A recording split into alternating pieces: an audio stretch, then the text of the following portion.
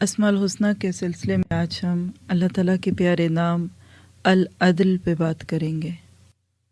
العدل اس کا معنی ہوتا ہے سراپا عدل و انصاف۔ ایک عادل ہوتا ہے، وہ عام لفظ ہے عدل کرنے والا، لیکن العدل خود ہی عدل کا سراپا۔ سراپا کہتے ہیں سر سے پاؤں، یعنی بے لاگ انصاف کرنے والا، اپنی ساری مخلوق پر بلا امتیاز بغیر کسی فرق کے عدل اور انصاف کرنے والا، سب کے لیے یکساں۔ اس کے پاس بڑے اور چھوٹے، امیر اور غریب، کسی شریف اور کسی کم اخلاق والے کے لیے کوئی الگ الگ حقوق نہیں ہے، وہ سب کے لیے ہے۔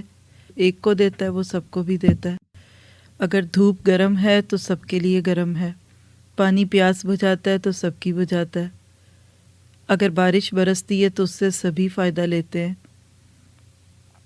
اور وہ لوگوں کے اندر عدل اور انصاف قائم کرتا ہے، بے انصافیوں کو ختم کرتا ہے، بے اعتدالیوں کو ختم کرتا ہے۔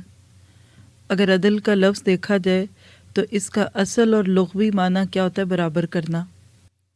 اسی لیے آپ دیکھیے کہ جو حکام لوگوں کے مقدمات اور معاملات میں فیصلہ کرتے ہیں، اس فیصلے کو عدل والا فیصلہ کہا جاتا ہے۔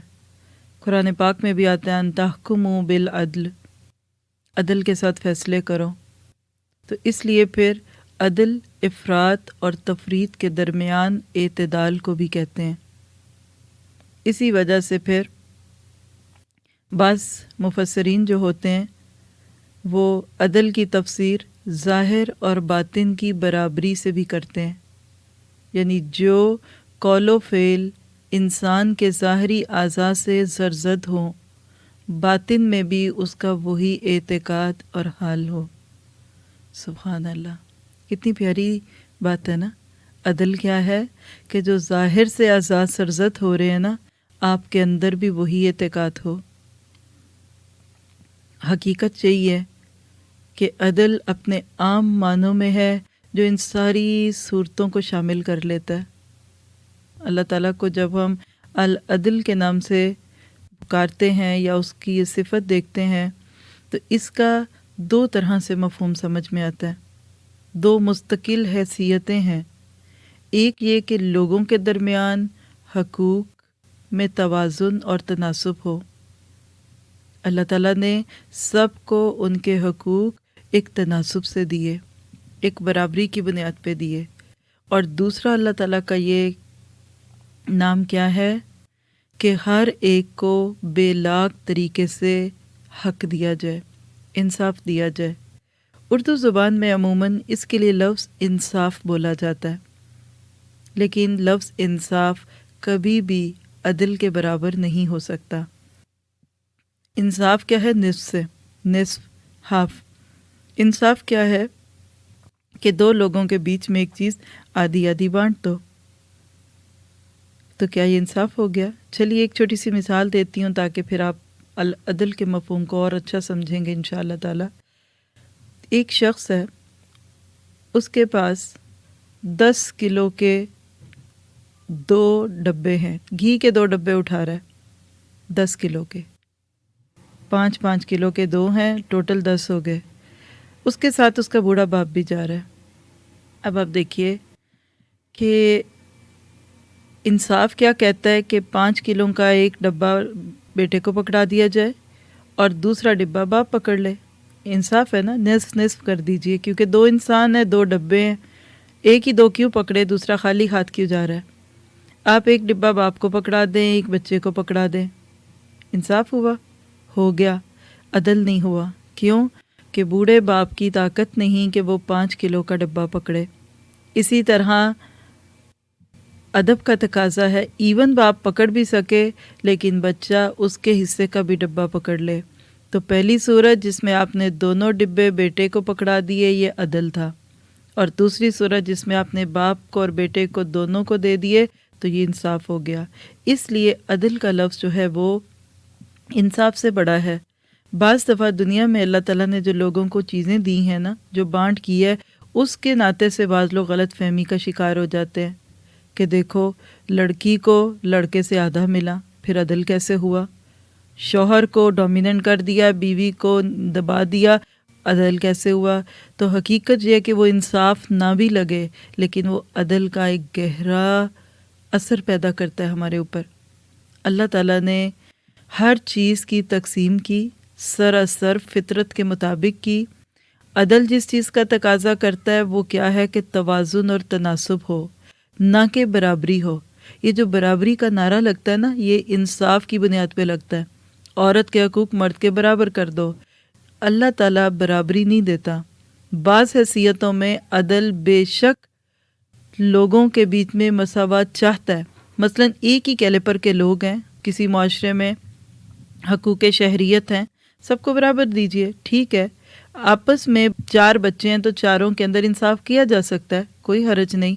لیکن جہاں بات ہو جائے والدین اور اولاد کے درمیان، ایک اعلیٰ درجے کا ہے، ایک ذرا اس سے کم درجے کا ہے، جہاں بات ہو جائے استاد اور شاگرد کے درمیان، تو پھر ایسے وقتوں میں انصاف یا برابری نہیں ہو سکتی، عدل ہونا چاہیے۔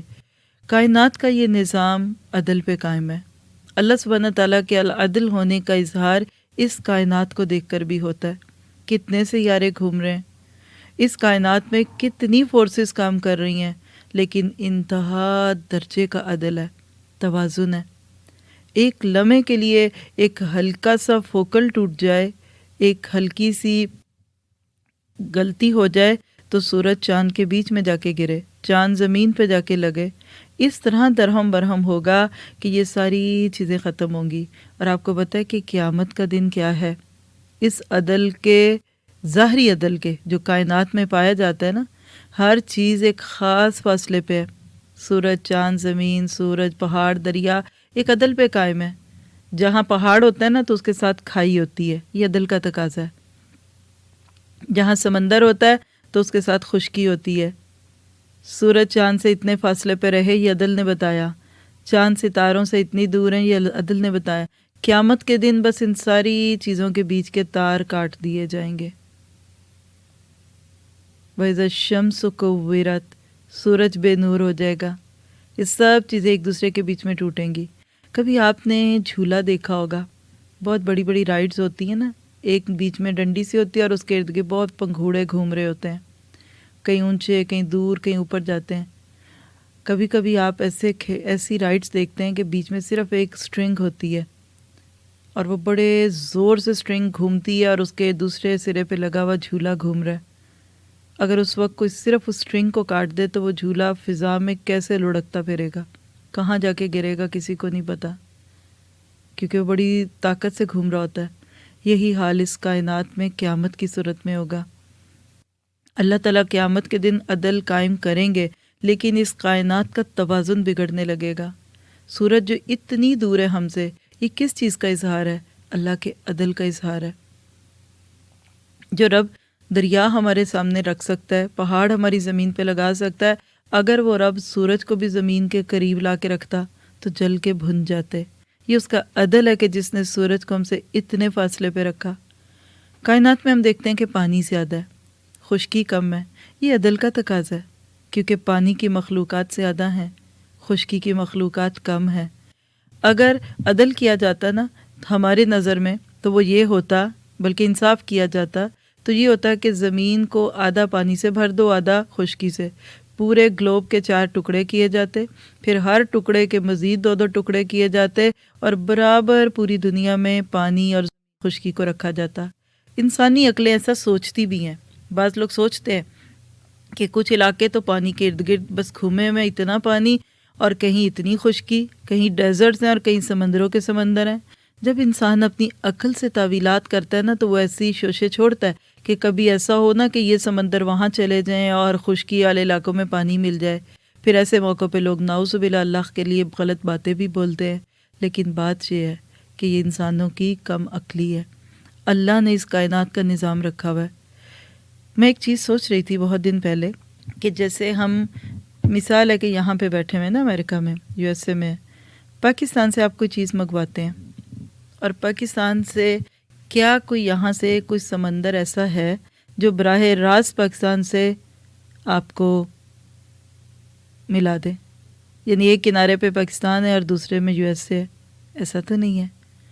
پھر یہ بتائیے کہ ہمارے یہ جو سامان اور یہ کنٹینرز اور بحری چیزیں آتی ہیں وہ کہاں سے آتی ہیں؟ اتنا مجھے اس دن اللہ کی بات پہ پیار آیا، مثلا بعض لوگ حج کے لیے جاتے ہیں نا یہاں سے بھی، اگر ایک سمندر یہاں ہوتا پھر اس کے چاروں طرف خشکی ہوتی، وہ اس علاقے کے لیے انصاف تو آپ نے کر دیا، آپ کے ارد گرد پانی آ گیا، لیکن اس سمندر کا کسی دوسرے سمندر سے ملاپ نہ ہوتا تو آپ بتائیے کہ آپ اپنے شپمنٹس کیسے پاتے، آپ حج کے لیے کیسے جاتے؟ اس مالک کائنات اور اس العدل نے جس سے خشکیوں کے راستے ملائے ہیں نا، اسی طرح اس نے سمندروں کو بھی ملایا ہوا ہے۔ جہاں سے ایک سمندر ختم ہوتا ہے نا، اس کی کوئی نہ کوئی چونچ دوسری جگہ سے مل جاتی ہے، تاکہ پوری دنیا کو ایک گلوبل ویلیج بنا دے۔ آپ دنیا کے کسی کونے میں بیٹھے ہیں، آپ وہاں اپنا سامان لے لیتے ہیں۔ اگر یہ زمین کے ٹکڑے بیچ میں خشکیوں کے آ جاتے اور اتنا پانی نہ ہوتا تو سارا نظام ختم ہو جاتا، بے اعتدال ہو جاتا، زندگی کا نام و نشان نہ رہتا۔ یہ اللہ کی ذات ہے، ایک متوازن کائنات میں رکھا ہوا ہے جس کا نظام عدل پر ہے، جس میں رہ کے اگر بندہ بے انصافی کرنا چاہتا ہے نا تو پھر اس کے ہاتھ پکڑ لیے جاتے ہیں۔ جب رب نے کائنات میں ہر جانور، پرندے، چرند، حیوان، وحشی کو اس کا حق دیا نا، تو پھر اللہ بندے سے بھی یہی چاہتا ہے کہ تم بھی عدل کرو، تم بھی حقداروں کے حقوق دو، تم بھی اگر ان کی حق تلفی کرو گے تو تمہاری کائنات کے نظام سے بغاوت ہوگی، ظلم و ستم ہوگا۔ اللہ تعالیٰ تو بڑے ظلم و ستم تو چھوڑیے، ترازو میں ڈنڈی مار کر ایک کے حصے کو دوسرے کی طرف کرنے کو بھی برداشت نہیں کرتا۔ یہ وہ العدل ہے، وہ خود بھی عدل کرتا ہے اور دوسروں سے بھی عدل کا تقاضا کرتا ہے۔ اگر ہم دیکھیں تو اس کائنات کا نظام چل ہی عدل پہ رہا ہے۔ دنیا کے نظام نان مسلم حکومتوں کو دیکھ لیجئے، مسلم حکومتوں کو دیکھ لیجئے، عدل کے اوپر کام چلتا ہے۔ مجھے حضرت عمر رضی اللہ تعالیٰ عنہ کے بارے میں کہا ہوا ایک جملہ یاد آ گیا، جو کسی شخص نے جو دور سے سفر کر کے آیا تھا حضرت عمر کو ملنے، کہ میں دیکھوں تو صحیح کہ حضرت عمر ہیں کون،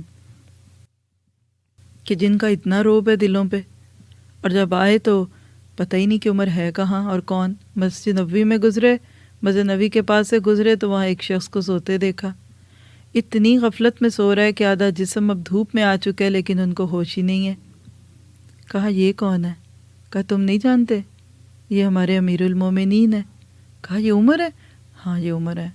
پھر وہاں کھڑے ہو کے اس نے یہ بات کہی تھی کہ اے عمر، تو اس لیے اطمینان کی نیند سو رہا ہے کہ تو نے عدل قائم کیا، اور دنیا کے حکمران اس لیے بے چین ہیں، ان کی نیندیں اس لیے اڑی ہوئی ہیں کہ انہوں نے ظلم کیا۔ حقیقت یہ ہے، آپ کے اندر کا گہرا سکون آپ کو بتاتا ہے کہ آپ عدل کر رہے ہیں کہ نہیں۔ آپ کسی کی حق تلفی کرتے ہیں نا تو آپ کی راتوں کی نیند اڑ جاتی ہے، آپ بے چین ہو جاتے ہیں، آپ پریشان ہو جاتے ہیں۔ اللہ تعالیٰ نے انسان کے اندر ایک میزان رکھی ہوئی ہے، سورۃ الرحمن میں جا کے آپ پڑھیں گے انشاءاللہ۔ اندر سب سے پہلے پتہ چلتا ہے جب آپ کوئی زیادتی کرتے ہیں۔ اگر آپ اپنے آپ کو ڈسکور کرنا چاہتے ہیں نا تو اندر کی میزان کو ٹھیک کر لیں۔ ٹھیک ہے کچھ فیکٹرز ہوتے ہیں جو آپ کے اندر کے نظام کو ہی بدل دیتے ہیں۔ کیوں اللہ کے نبی صلی اللہ علیہ وسلم نے فرمایا تھا کہ فلاح پا گیا وہ شخص جس نے اپنے دل کو حق بات کا محافظ کر لیا۔ حق بات کی حفاظت کرنے والا دل فلاح پا جاتا ہے۔ کیوں؟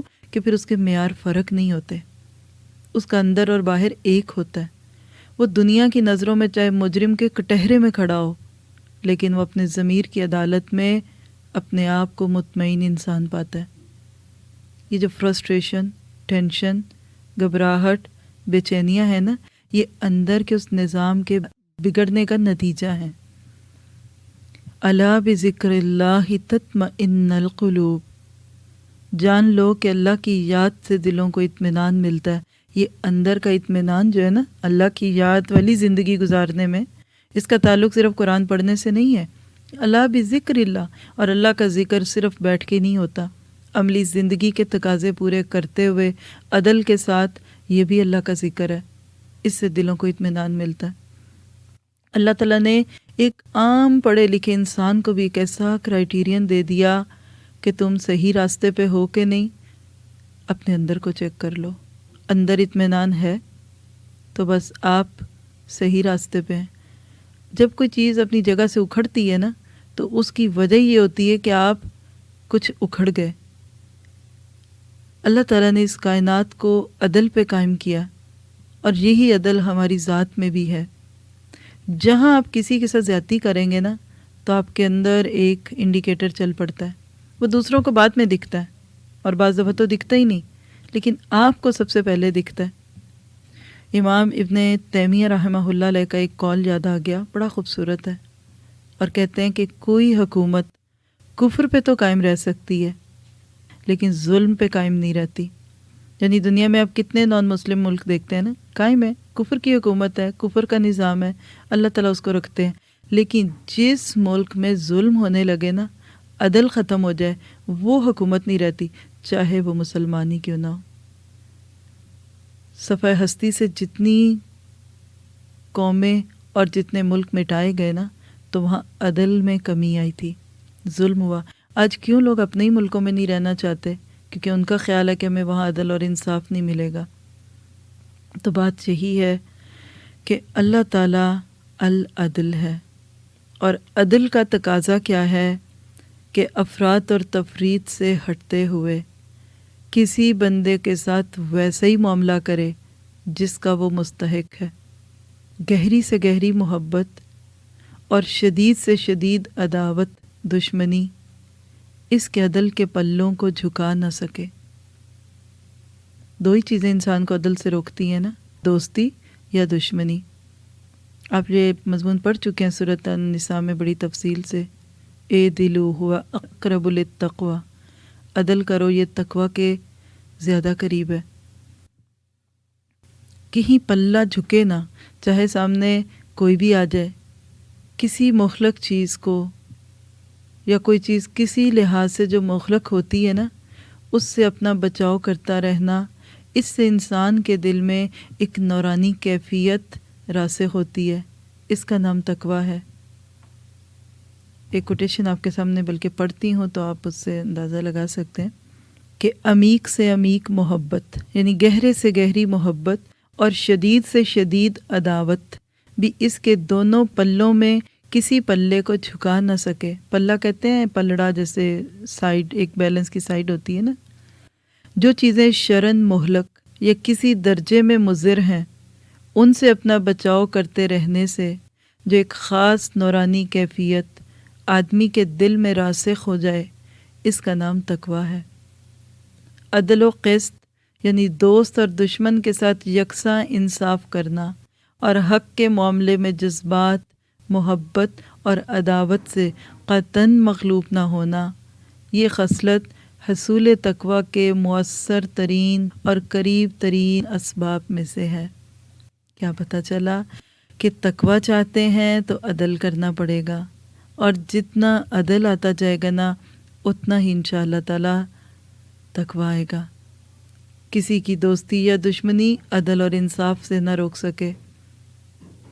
ایسا کام جس کو اختیار کرنے سے انسان متقی بن جائے، اللہ کا ڈر اس کے پاس آ جائے، اللہ کی شان اس کے دل میں آنے لگے۔ ان اللہ خبیر بما تعملون، جان لو کہ اللہ تعالیٰ خوب خبر رکھتا ہے جو تم عمل کرتے ہو۔ جتنا اس کا یقین آئے گا اتنا دل میں اللہ کی خشیت آئے گی، اور نتیجہ کیا نکلے گا؟ اللہ کی خشیت آئے گی اور عدل و انصاف آنے لگے گا۔ یہ تفسیر عثمانی کے صفحہ 144 کی کوٹیشن تھی جو آپ کے سامنے رکھی۔ تو بات یہ ہے کہ اللہ العدل ہے۔ انصاف کرنے کے لیے دو باتیں ضروری ہوتی ہیں۔ ایک کیا کہ جو انصاف کر رہا ہے وہ زبردست ہو، کوئی اس کے حکم کے آگے سر نہ اٹھا سکے، جو فیصلہ وہ کر دے کوئی اس کو نو نہ کہہ سکے۔ اور دوسری ضروری بات ہے حکمت۔ یہ بہت عمل کی بات ہے، اس کو ہم نوٹ کر سکتے ہیں۔ یعنی دو باتیں ضروری ہیں انصاف کے لیے۔ ایک بات کیا ہے کہ جو بندہ یہ کام کر رہا ہے وہ زبردست ہو، اس کی شخصیت میں ایک اسٹرانگنیس ہو، کوئی اس کے حکم سے سرتابی نہ کرے، اور دوسری چیز حکمت، دانائی، جانچ پرکھ کے پوری طرح دیکھ کے نوک پلک درست کر کے کوئی فیصلہ دے۔ یہ دونوں خوبیاں اللہ میں موجود ہیں۔ اللہ تعالیٰ العزیز بھی ہیں اور الحکیم بھی ہیں، اس لیے وہ العدل ہیں۔ ٹھیک ہے، دنیا میں بہت سارے لوگ عدل کرنا چاہتے ہیں لیکن حکمت نہیں ہوتی ان میں، حکمت کی کمی ان کو مس انڈرسٹوڈ کروا دیتی ہے، چیزوں کو طریقہ کار غلط منتخب کر لیا جاتا ہے، فائدے سے زیادہ نقصان ہوتا ہے اس سے انسان کی ذات کو۔ بعض دفعہ انسان کے پاس حکمت ہوتی ہے لیکن جیسے کہتے ہیں نا کہ اس کو لاگو کرنے کی اتھارٹی نہیں ہوتی۔ اللہ کی ذات ہے جو ان ساری چیزوں کو اپنے ساتھ رکھتی ہے۔ عادل نے ایک اتنا زبردست نظام عدل قائم کیا ہے نا، کچھ کو یہاں سزا ملتی ہے، کچھ کو وہاں ملے گی۔ یہ ایک اور اینگل ہے اب آپ کے سامنے العدل کا۔ کچھ لوگ گناہ کرتے ہیں نا، اس کو دنیا میں سزا ملتی ہے، کچھ کو وہاں ملتی ہے۔ یہ جو اسلام میں کچھ سزائیں مقرر کی گئی نا کہ مجرموں کو قید کرو، کوڑے لگاؤ، ہاتھ کاٹو، سنسار کرو، یہ کرو وہ کرو، یہ کیوں ہے؟ تاکہ وہ وہاں کی سزا سے بچ جائے۔ العدل کے عدل و انصاف کا تقاضا ہے کہ یا یہاں کچھ مل جائے یا وہاں مل جائے۔ جو لوگ یہاں نہیں کر پاتے، ایسے نظام رائج نہیں کرتے یا ایسے نظاموں سے بھی اپنے آپ کو بچا لیتے ہیں، کل وہ العدل کی چکی میں وہاں آ جائیں گے اور آخرت میں پکڑے جائیں گے۔ اسی لیے تو حضرت عمر رضی اللہ تعالیٰ عنہ کہا کرتے تھے، حاسبو قبل ان تحاسبو، اپنا حساب کرو اس سے پہلے کہ تمہارا حساب کیا جائے۔ جو آج اپنے آپ کو یہاں عدل اور انصاف کے لیے پیش کر دیتا ہے نا، پھر وہ وہاں سے بچ جائے گا۔ یہی شعور تھا جو اللہ کے نبی نے اپنے صحابہ کرام کو دیا تھا کہ گناہ کرنے والا گناہ کر کے گھر نہیں جاتا تھا، دربار رسالت میں آ جاتا تھا۔ اللہ کے نبی یہ گناہ ہو گئے، پاک کر دیں۔ وہ غامدی عورت کا بلکنا، وہ تڑپنا، اللہ کے نبی حد لگا دیں۔ اللہ کے نبی اب تو پیٹ میں بچہ بھی ہے، اللہ کے نبی یہ کر دیں۔ یہ کیوں تھا؟ کیونکہ ان کو اللہ کے العدل ہونے کا یقین تھا۔ ان کو پتہ تھا اگر ہم یہاں یہ چھپا بھی لیں گے کام، لیکن کل کھل جائے گا۔ آج یہاں کی سزاؤں سے بچ جائیں گے تو وہاں نہیں بچیں گے۔ اس کے برعکس آج دنیا میں جس نظام میں ہم جی رہے ہیں، مجرم جرم کرنے کے بعد اپیلیں ڈھونڈ رہا ہوتا ہے۔ ایک عدالت سے مقدمہ ہوا تو دوسری سے جا کے خلاصی لینا چاہتا ہے۔ قاتل قتل کرنے کے بعد اپنے آپ کو بچانے کی کوششوں میں رہتا ہے، حالانکہ اللہ کے نبی کا جو قائم کردہ معاشرہ تھا اس میں ان اپیلوں کی اور ان ساری عدالتوں کی ضرورت ہی نہیں تھی، کیونکہ لوگوں کی ایک عدالت کھل چکی تھی اور وہ ان کے ضمیر کی عدالت تھی۔ اس ضمیر کی عدالت میں وہ اپنے آپ کو سزائیں دیتے تھے کہ جس کو یہاں مل جائے گی وہ وہاں بچ جائے گا۔ اب میں سوچتی ہوں جب یہ واقعہ پڑھتی ہوں کہ انسان کو نہیں پتہ کہ مجھے پتھر لگیں گے۔ کوئی فن تو نہیں تھا، کوئی کھیل تو نہیں تھا، کوئی ڈمی تو نہیں تھا۔ اس کو بھی پتہ تھا کہ جب میرے ساتھ یہ معاملہ ہوگا تو مجھے ایک ایک پتھر لگے گا، چوٹ پڑے گی، خون نکلے گا، سر پہ چوٹ پڑے گی، کانوں میں پڑے گی، ہاتھوں پہ پڑے گی، دل پہ چوٹیں پڑیں گی، پھر اسی کے اندر میں مروں گی۔ لیکن وہ کیا جذبات ہوتے ہیں جو بندے کو اس طرح کھلی عدالت میں لا کے پیش کر دیتے ہیں۔ یہ اللہ کے العدل ہونے کا یقین۔ جب بندے کو اللہ کے العدل ہونے کا یقین نہیں رہتا نا تو وہ اللہ سے بھی ناانصافیوں کی امید کرتا ہے، نعوذ باللہ۔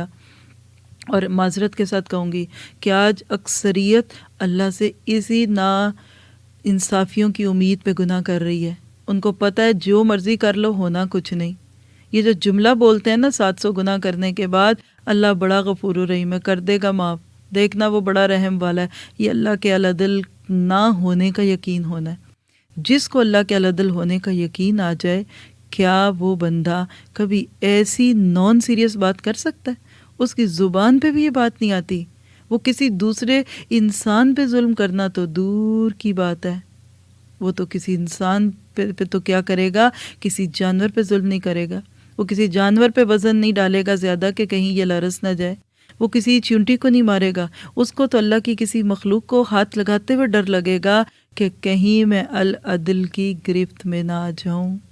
میں سوچ رہی ہوں اگر اللہ کی اس صفت کو ہم اپنی زندگیوں کی کتاب میں لکھ لینا اور اس پہ تدبر کر لیں، کبھی کوئی شوہر بیوی پہ ظلم نہ کرے، کیونکہ اس کو پتہ ہے وہ العدل کی ذات اوپر بیٹھی ہے۔ یہاں کی سزا سے میں بچ جاؤں گا، وہاں نہیں بچوں گا۔ آج جو مظلومیت کی داستانیں بنے ہوئے لوگ پھرتے ہیں ارد گرد، ان کی کوئی سے نہیں، کسی عدالت میں نہیں جا سکتے. کیا ایسے لوگوں کو اس طرح کے ظلم میں پسنے کا موقع ملے؟ اگر ہر انسان کو پتہ چل جائے اللہ کی صفت کو کہ اگر یہاں نہیں ملے گی تو وہاں ملے گی، پھر انسان یہاں بچ کے خوش نہیں ہوتا، یہاں لوگوں کے مال لوٹ کے وہ خوشیاں نہیں مناتا. دیکھو پتہ ہی نہیں چلا، ہم نے فراڈ کیا، کسی کو پتہ ہی نہیں چلا، ہم نے دھوکہ دیا، پتہ ہی نہیں چلا. پتہ کیوں نہیں چلا؟ اس العدل کو پتہ ہے وہ یہاں پکڑے گا یا وہاں پکڑے گا. اسی لیے تو کہتا ہے وَمَا أَصَابَكُم مِّن مُّصِيبَةٍ إِلَّا بِمَا كَسَبَتْ أَيْدِيكُم، تمہیں جو مصیبت پہنچتی ہے تمہارے ہاتھوں کا کیا در ہے. یہ ایک اور اینگل نوٹ کیجئے گا، اللہ کے العدل ہونے کا تقاضا ہے کہ بندے کو اس کے گناہوں سے پاک کرے. دنیا میں کر دیتا ہے، بظاہر ہمیں مشکل لگتی ہیں چیزیں، لیکن وہ کیوں پاک کر رہا ہے؟ تاکہ کل تم اپنے ہاتھوں کی کمائیاں نہ بھگتو.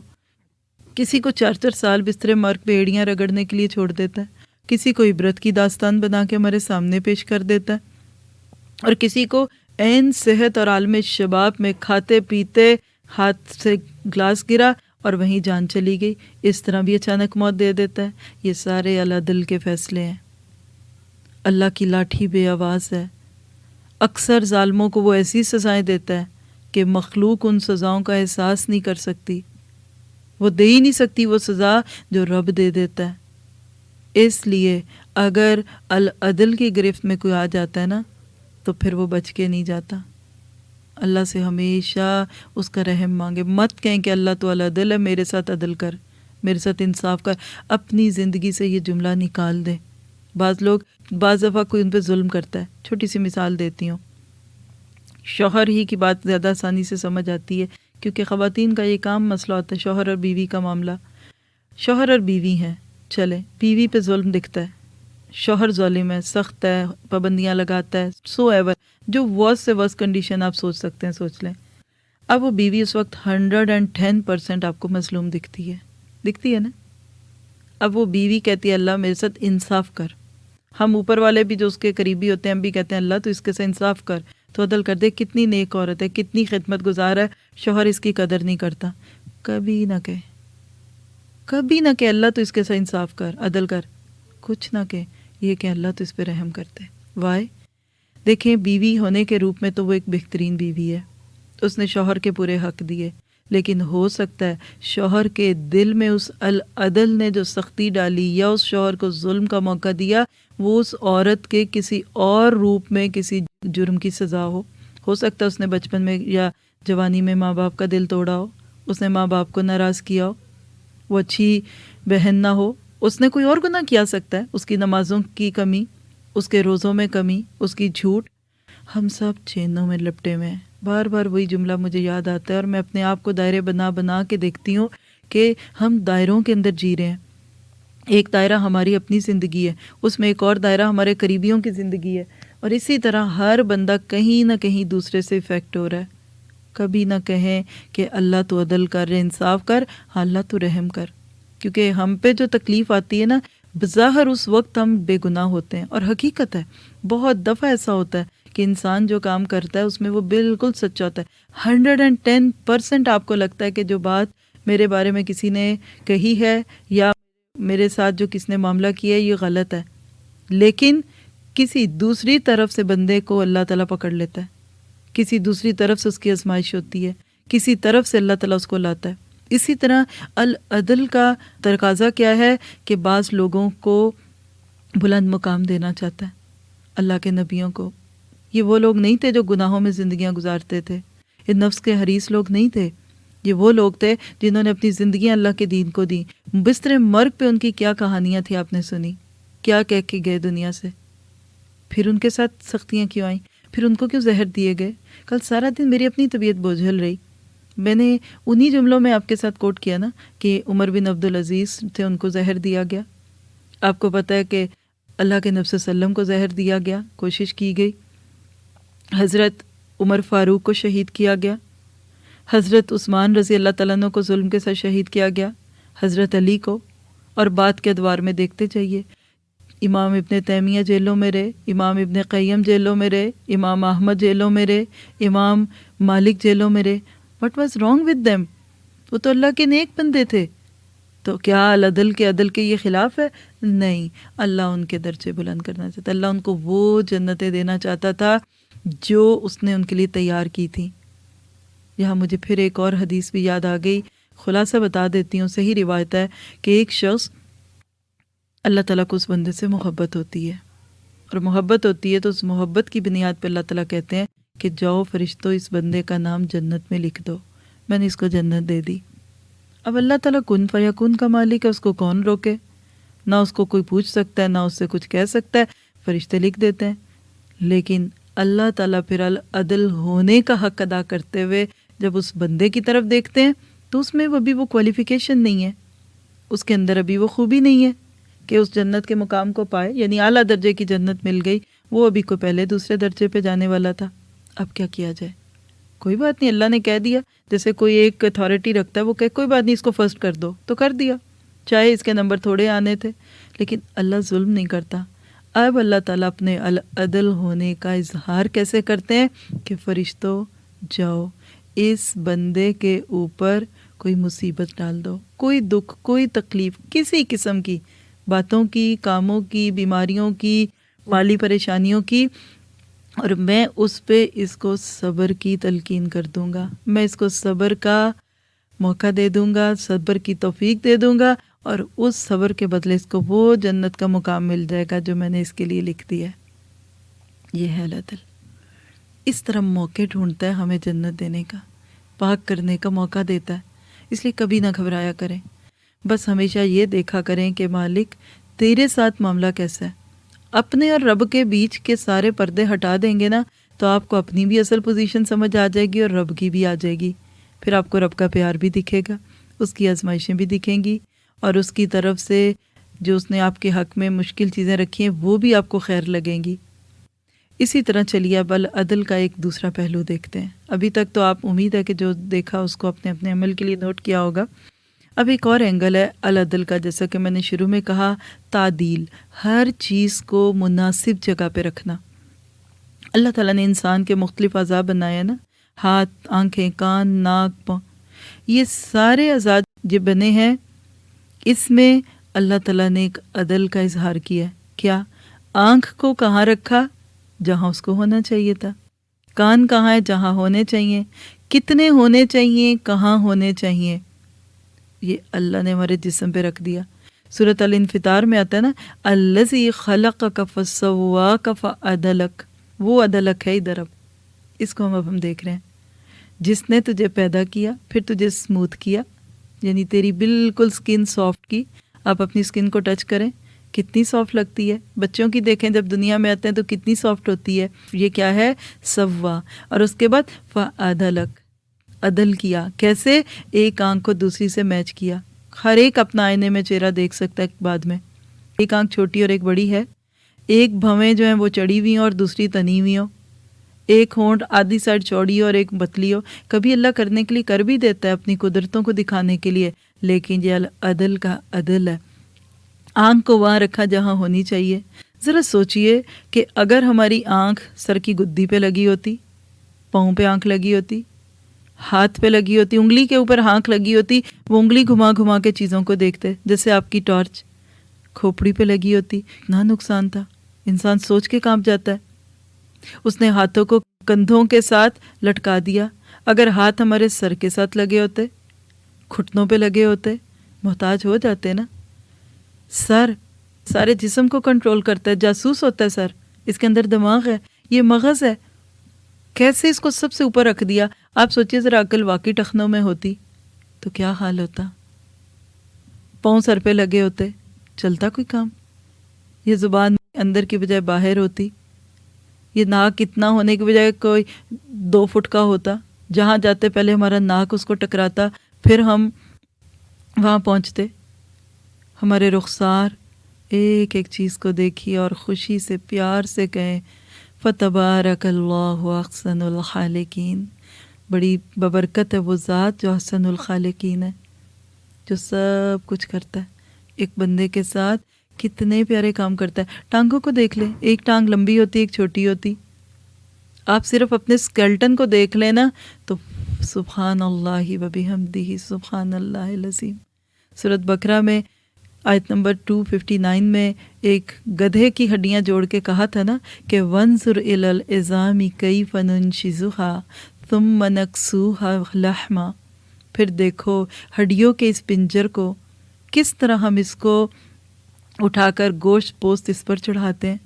ہر لمحے غور کی دعوت۔ انسان نہیں غور کرے گا تو گھاٹے میں رہے گا۔ اپنی ہڈیوں کو دیکھیے، یہ تو بڑا کہتے ہیں جوائنٹس میں درد ہے، ہائے بس یہ ہو گئی، گھٹنوں میں درد، دس۔ اللہ تعالیٰ کہتے ہیں کبھی اپنی تخلیق کو دیکھتے ہو؟ میں نے تمہیں کتنا پیارا بنا دیا۔ سورہ یاسین آیت 71 سے آگے میں بھی آتا ہے نا کہ اللہ تعالیٰ کہتے ہیں وَضَرَبَ لَنَا مَثَلًا وَنَسِیَ خَلْقَهُ، انسان ہمارے لیے بڑی مثالیں پیش کرتا ہے اور اپنی تخلیق کو بھول جاتا ہے۔ پوچھو ان سے قُلْ مَن یحیی العظام وَہِیَ رَمِیمٌ، کہتے ہیں کون ہے جو ہڈیوں کو پیدا کرے گا جب وہ گل گئیں؟ قُلْ یحییھا الذی انشأھا اول مرہ وہو بکل شیء علیم، یہ رب کی ذات ہے جو عدل کر رہی ہے۔ ایک نطفے سے ایک انسان کے بننے کے سارے مراحل العدل کے متقاضی ہیں۔ اتنی چھوٹی چھوٹی چیزیں۔ پھر آپ دیکھیے کہ اپنے جسم پہ اس طرح بھی غور کیجئے، ہمارے پورے جسم کے اندر ربط ہے، جس کو کہتے ہیں نا کہ ایکویلٹی ہے، ایک سیکوینسی ہے، ہر چیز مربوط ہے۔ چھوٹی چھوٹی حرکتیں، مثلا سانس لینا یا مسکرانا، انسانی جسم میں مکمل ہم ربطگی کا نتیجہ ہے۔ اس کا مقصد کیا ہے کہ زندگی کو برقرار رکھا جائے۔ چھوٹی سے چھوٹی بھی حرکت جو ہم کرتے ہیں نا تو اس سے ہمارے جسم کے اندر ہڈیاں، ہمارے مسلز اور ہمارے پٹھے یہ مل کر کام کرتے ہیں۔ خود ہی دماغ سے خبریں جاتی ہیں اب کچھ اٹھانا ہے۔ آپ کوئی چیز زمین سے اٹھاتے ہیں تو کیا پہلے آپ پوری انسٹرکشن دیتے ہیں؟ کمر تم جھک جاؤ، ہاتھوں تم نیچے جانا، انگلیوں پھر تم مڑنا، پھر تم اس گرے ہوئے کاغذ کو پکڑنا، کمر پھر تم اوپر آنا اور پھر اس کو ڈسٹ بن میں پھینکنا۔ کبھی کہا کسی نے؟ کوئی کہے تو کیسا لگے گا؟ لیکن میرا مالک ایک خفیہ نیٹ ورک کے ذریعے سے خبروں کو پھیلا دیتا ہے۔ یہ اطلاعات کانوں، ناک، آنکھ اس طرح جاتی ہیں کہ سکن تک پہنچتی ہیں۔ آپ کو یہاں آ کے بائٹ کرتا ہے کیڑا، مچھر کاٹتا ہے نا، فوراً آپ کی سکن سے ایک میسج جاتا ہے آپ کے دماغ پہ۔ مجھے وہ سارے چیپٹر میری آنکھوں کے سامنے آ رہے ہیں جو میں نے سائنس میں پڑھے ہوئے ہیں کہ کیا فورس ہے۔ کئی جگہ تو سائنس خاموش ہو جاتی ہے، کہتی ہے وی ڈونٹ نو، بس کچھ لیکوڈ نکلتا ہے، کوئی سلیوشن نکلتا ہے اور اس کی دماغ پہ بات جاتی ہے، دماغ فوراً وہاں سے اندر سے اینٹی باڈیز کو بھیجتا ہے، درد کو ختم کرنے والی اینٹی باڈیز جاتی ہیں، بلڈ نکلتا ہے تو فوراً وہاں جاتی ہیں کچھ چیزیں جو بلڈ کو خشک کرتی ہیں۔ یہ تو ایک نئی دنیا ہے۔ اللہ کرے کبھی اندر کے نظام کو بھی ہم پورا قرآن کی روشنی میں پڑھ سکیں کہ جو اندر مشینوں کی مشینیں لگی ہوئی ہیں، جو فیکٹریاں لگی ہوئی ہیں، کیا کرتا ہے، یہ کون کر رہا ہے؟ یہ اللہ عدل کر رہا ہے۔ اندر ایک ہلکی سی آپ کے مہرے میں تبدیلی آ جائے نا، انسان کولیپ ہو جائے۔ آپ کو پتہ ہے کہ ہمارے سب سے نازک حصے جسم کے ہماری ریڑھ کی ہڈی ہے۔ یہ چھوٹے چھوٹے یہ چیزیں ہیں۔ تو بچے لوگو بناتے ہیں نا تو چھوٹے چھوٹے بلاکس ہوتے ہیں، ایک بلاک بھی اپنی جگہ سے ہل جائے نا تو پورا دھڑم سے گرتا ہے اسٹرکچر۔ اس کے اندر اتنی پتلی وینز ہوتی ہیں کہ اس وین کو ہلکی سی دبا دے نا کوئی تو سارا جسم کام کرنا چھوڑتا ہے۔ کبھی آپ نے سنا فلاں کی بیک میں درد ہے اور اب وہ چل نہیں سکتا، کھا نہیں سکتا، ہاتھ نہیں چلا سکتا، وجہ کیا ہے کہ وہ اندر نرو دب گئی۔ کبھی آپ سنتے ہیں فلاں کے مہرے میں نرو دبنی لگ گئی، چہرہ ٹیڑھا ہو جاتا ہے۔ اللہ اکبر۔ آپ کو بتا ہے کہ ہم جب چلتے ہیں نا تو 54 پٹھے ہوتے ہیں ہمارے مسلز جو ہمارے کولوں اور ہماری پشت، ٹانگوں، پاؤں کے یہ سب مل کے کام کرتے ہیں تو ہم چلتے ہیں۔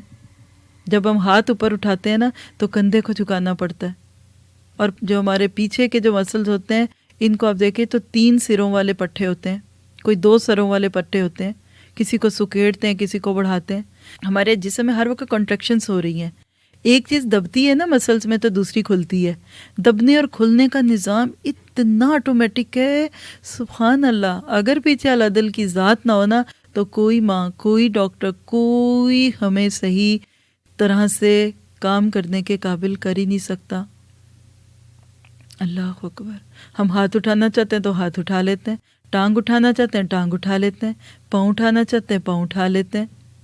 بلینز اینڈ بلینز ریسیپٹرز ہیں ہماری باڈی میں جو معلومات جمع کرتے ہیں، پھر ان کو ڈبل چیک کرتے ہیں، 1 سیکنڈ میں کتنے میسیجز ہمارے دماغ میں جاتے ہیں، اور وہاں سے پھر مسلس کو جاتے ہیں، تم نے یہ کرنا ہے، اب تم نے یہ کرنا ہے، یعنی اندر ایک پورا مینجمنٹ سسٹم لگا ہوا ہے۔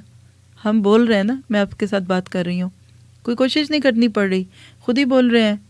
انسان یہ نہیں کہتا کہ کیسے کروں، لیکن اندر ووکل کارڈز، ان کی ڈوریاں بنی ہوئی ہیں، کہاں حرکتیں ہو رہی ہیں، کہاں وائبریشنز ہو رہی ہیں۔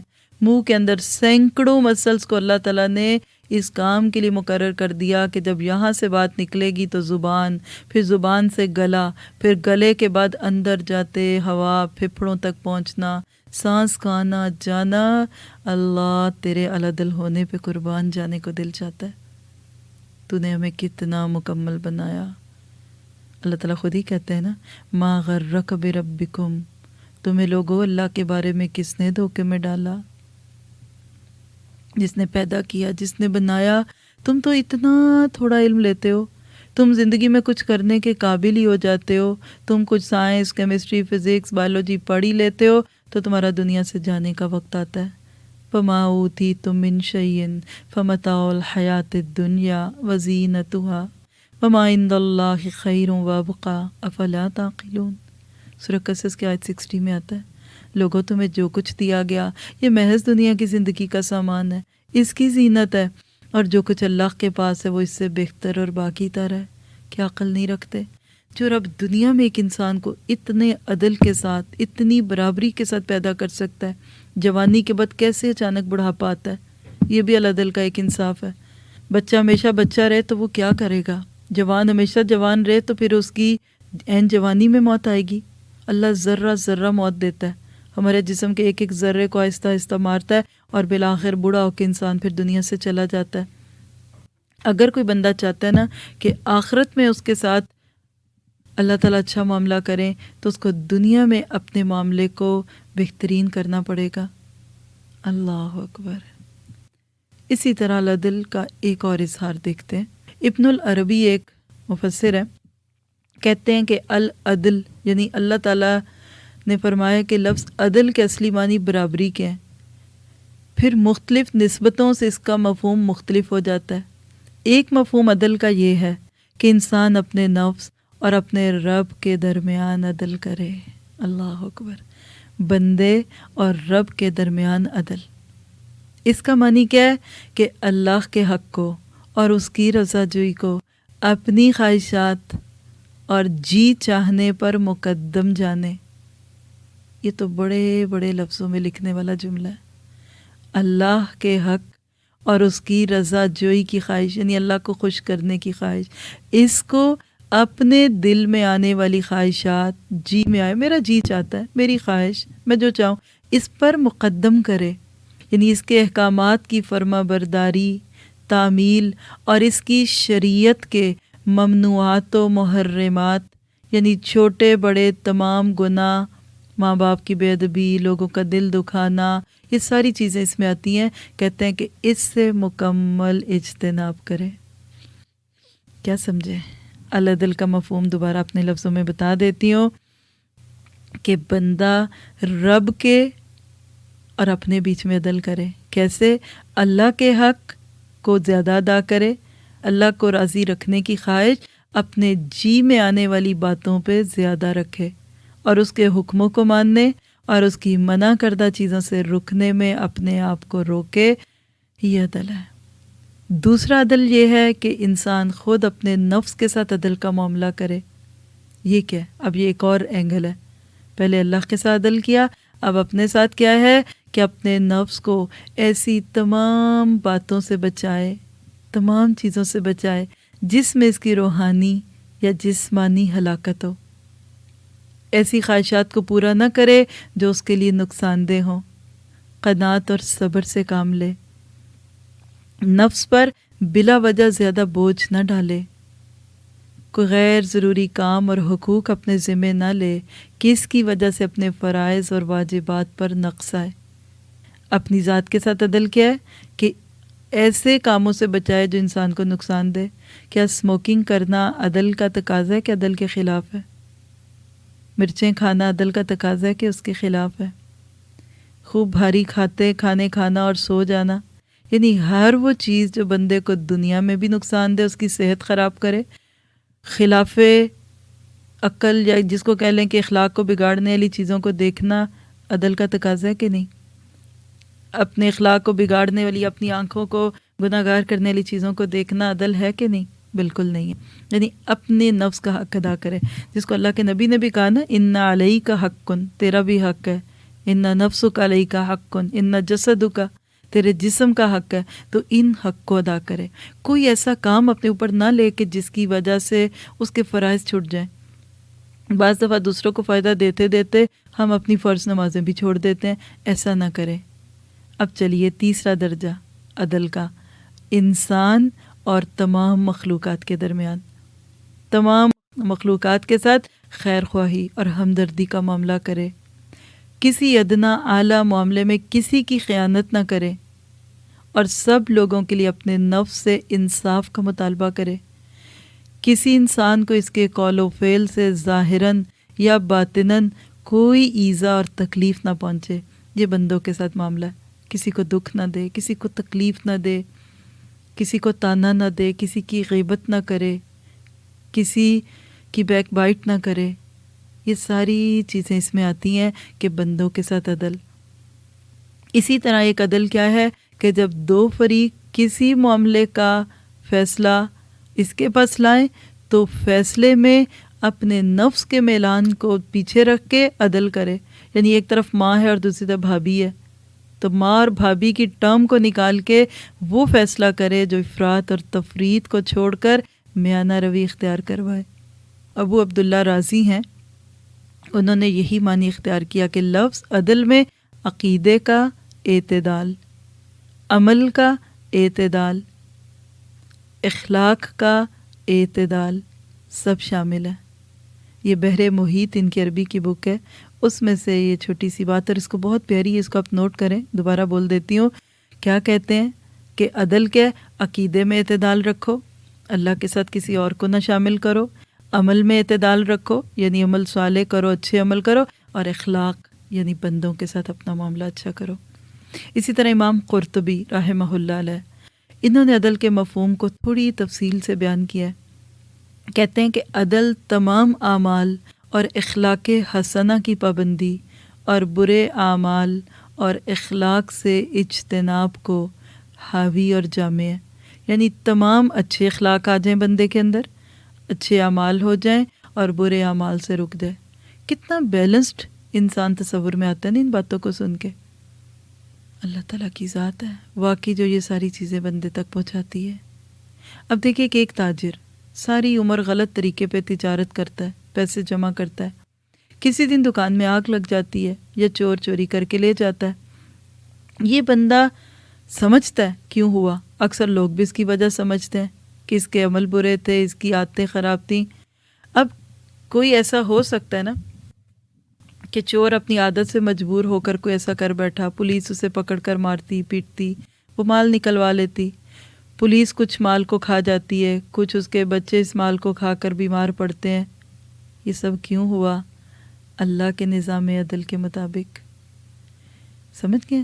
یعنی ایک بندہ غلط طریقے سے کمائی کرتا ہے، اب اس نے ہزاروں کما لی ہیں، اب عدل اس سے انصاف کیسے کرتا ہے؟ کچھ مال آگ لگ کے ختم ہوا، کچھ مال چور چوری کر کے لے گیا، کچھ پولیس کو رشوت دینے میں چلا گیا، کچھ مال بچوں کی بیماریوں کی وجہ سے ڈاکٹروں کو دینا پڑا۔